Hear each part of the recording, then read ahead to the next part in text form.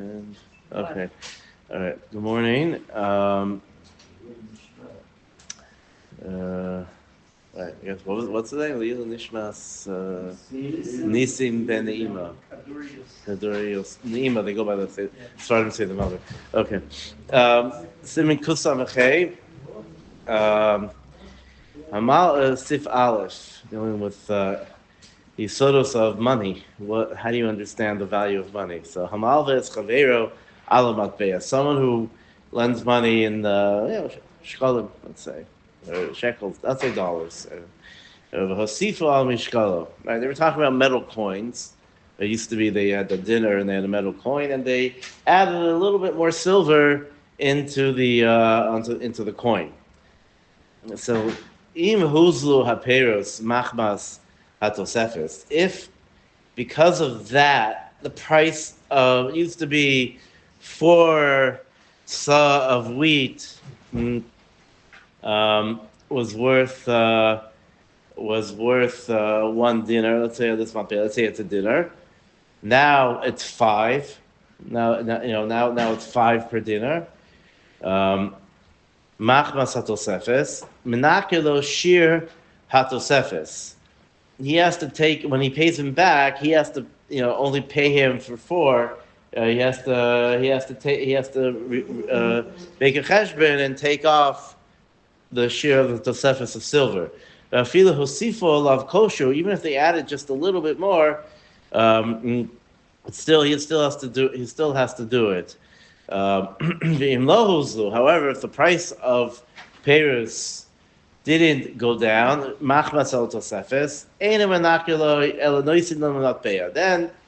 the question the Gemara seems to discuss is how do you define the value of a coin?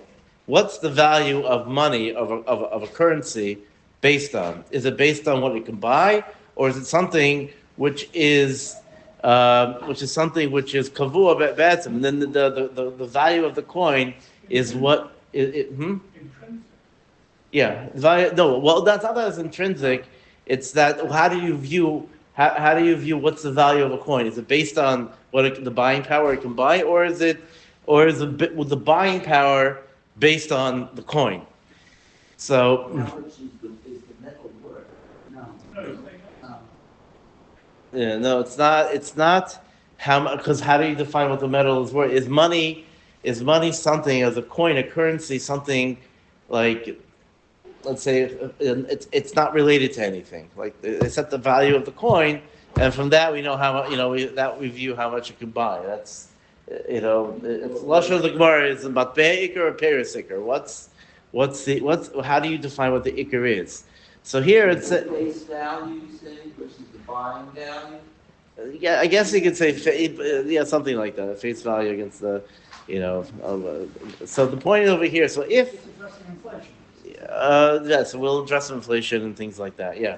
So if again going back a second, if the payers, you have to buy more. You can buy less. Payers, for whatever. Like something like when they devalue a coin, like I think you can buy like 1,000,000 pesos to get whatever. Nanakelo shir hatosefes. I feel. Then you take off the shir tosefes. I feel hosifa lav kol shehu. If nothing changed, enu menakelo. You don't have to take off that money. You just give him the coin back, and it's fine.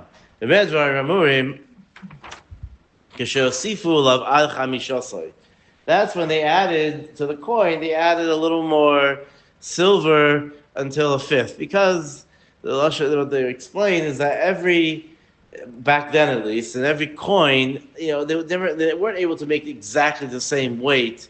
When they minted the coin, it was a little bit more, and this one had a little bit more, a little bit less, within a certain share of up to a fifth. People didn't care about it, so therefore it was okay. Kigoin shahai mishkalo dalid. So hey, yeah. I mean, this coin used to weigh dalid, whatever the measurement is, and now they added a little more silver in, so now it's hay. Um, but if they added a lot more, menakelo kol tosefis. And according to Yomi, yes, it's considered tosefis, and if he gives it back, it's ribis. Avabi shalo huzu aperis. Even though the price of fruit, the price of produce didn't didn't go down, because that's considered already an actual tosefis. Or so too, the same idea. If they went ahead and they shaved off, they made the weight less. So then the lova just biyotze is mitzvah of paying back. He has to pay back a little bit more, and that's not ribis. Now there is a machlokes between the it's the Marashtam and the Machne Ephraim about like you said about inflation, that is there idea of Yoker Bezol Matbeya? Is the idea? This is the basic idea in Halva. If you have to go ahead and if not that they added weight to it, but let's say that they inflated it or they devalued it, so then do you have to make a cheshbon and pay that back? The Marashtam holds you have to go ahead and you have to make a cheshbon and you have to pay that back. Whereas the Machan Ephraim holds Machan Ephraim holds you don't have to the coin is a coin. Okay, it goes up and down. This is the set value of the coin. If they added metal to it, fine. That's the Shulchan Aruch. But they didn't add metal to it. They just the value of the value of the money goes up and goes down. So Nachman Ephraim says it doesn't make a difference. You just pay the coin back and you're potter and you're fine. Malda Matbeya means that, in other words, let's have gold coins, you have silver coins. So isn't so good talking about when you Malda Matbeya, you're going to pay me back a gold coin? No, Malva Matbeya means I borrow $1, you pay me back in dollars. And in the meantime, and so okay, let's say the Shaila Marashtab. In the meantime, the dollar, I guess in relation to the dollar goes, they print more dollars or something like that. The inflation goes up, So the question is, do you have to pay back? Do you have to pay back what the rate? Do you have to cheshbon in inflation? And now this dollar is worth less than what it was when he took 5 years ago when he took the loan. It's worth less. Do you have to keep that cheshbon? So that's a machlokes between the Machlokes Achroni and the Marashtam and the Machan Ephraim into all the bias, but that's basically I think we're in general, if it comes to a shaila of I think we go like the Machan Ephraim. I think we're kind of paying back a loan. I don't think you have to make a cheshbon.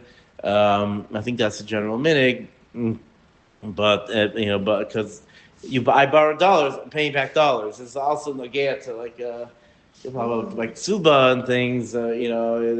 He got married, 30 years ago, and they put the money in dollars. Dollars worth X, or the shekel, whatever.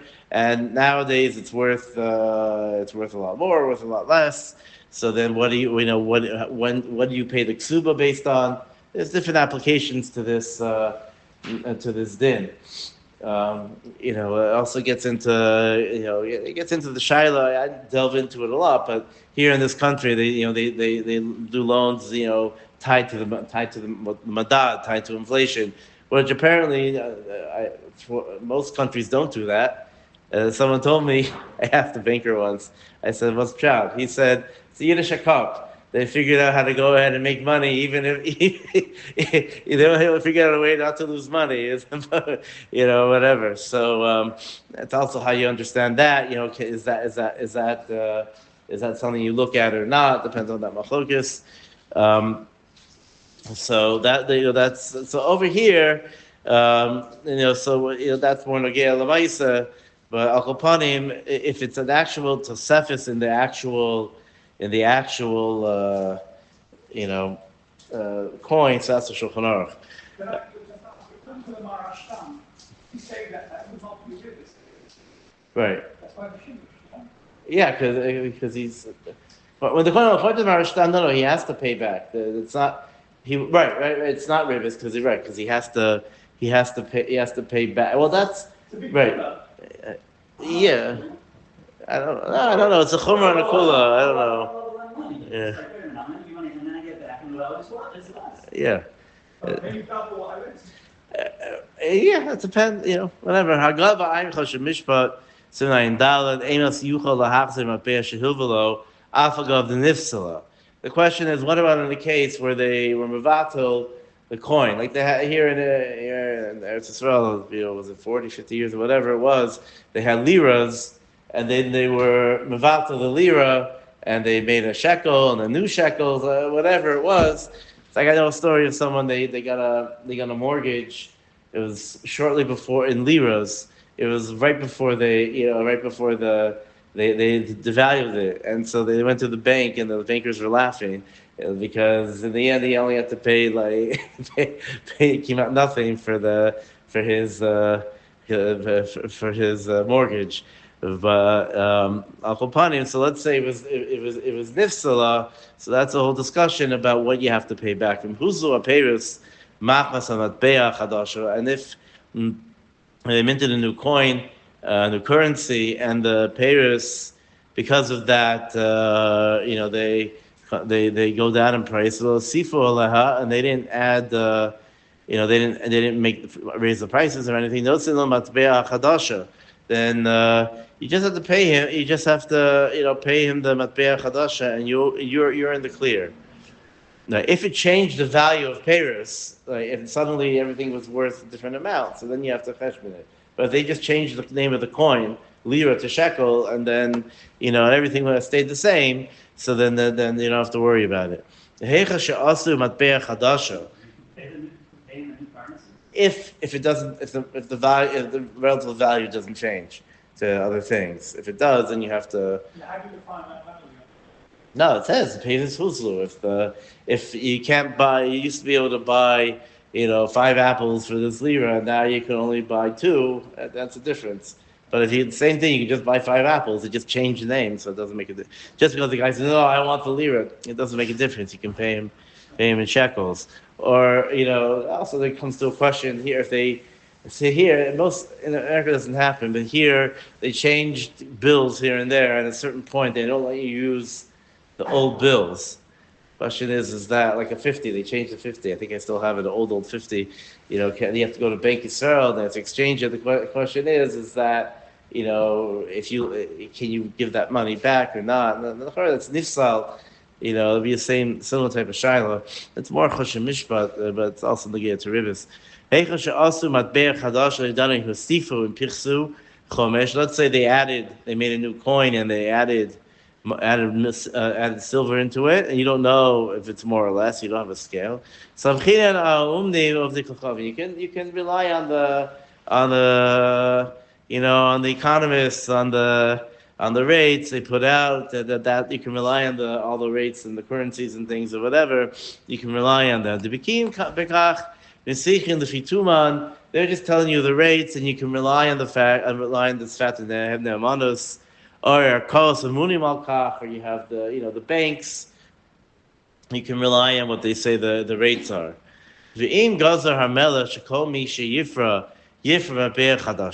Let's say this is just in the markets they had a coin and it was a silver coin. All the markets, the businessman, whatever, they added a little bit. The banks added a bit of silver into it or changed it, whatever. However, if it's a law.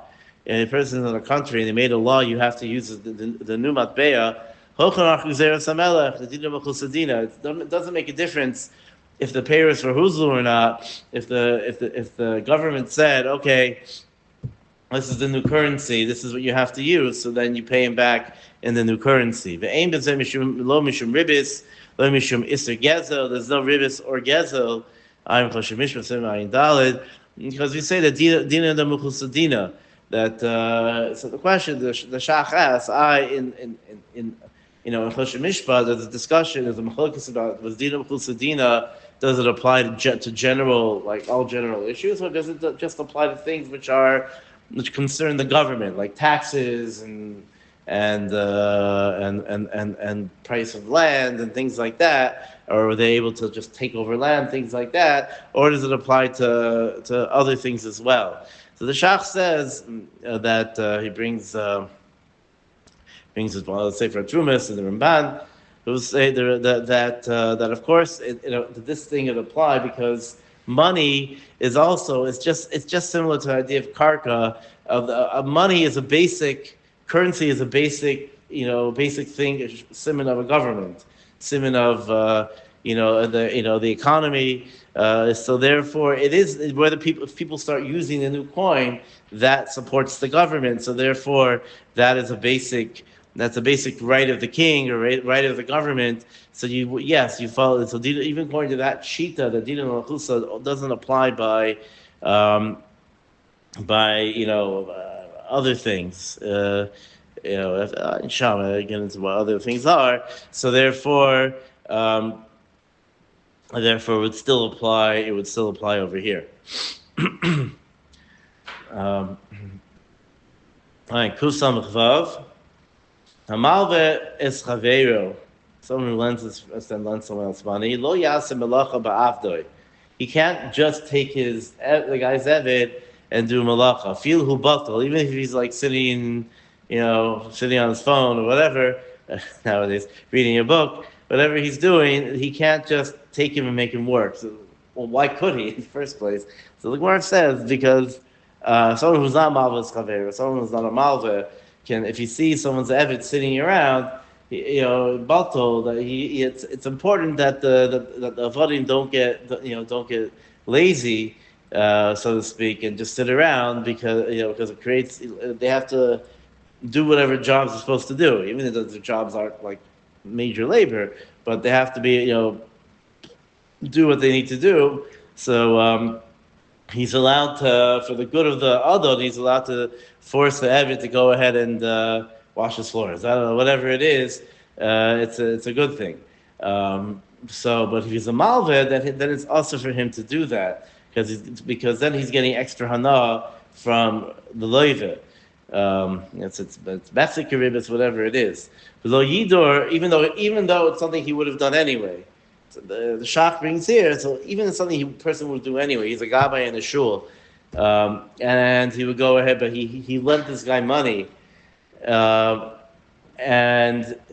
it's very clear that if he just has a list, there's a cycle, fine. But it's very clear the next week he gives him shlishi, he gives him something that's just for Hesia. It's something which he's mechabed him, extra or something like that. And, even though the Gabbai thinks, that he would give it to him anyway, because why not?